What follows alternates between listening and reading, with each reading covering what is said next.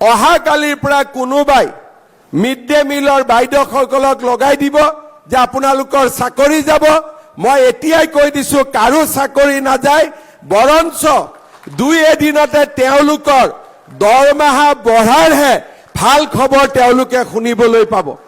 গতিকে প্ৰচাৰ কৰা ইলেকশ্যন যিমানে ওচৰ চাপি আহিছে, ভুৱা প্ৰচাৰ কৰা এচাম মানুহৰ সংখ্যাও বাঢ়িছে। ইয়াতে যিহেতু আমাৰ গাঁও পঞ্চায়ত বুথ কমিটি সকলোৰে ৰাইজ উপস্থিত আছে, সকলোৱে যাতে সকলো কথা ৰাইজক সুন্দৰভাৱে প্ৰকাশ আৰু প্ৰচাৰ কৰিব পাৰে, তাৰ বাবে এই গোটেই আঁচনিটোৰ বিষয়ে মই অলপ সময় লৈ ৰাইজক বুজাই দিবলৈ চেষ্টা কৰিছো।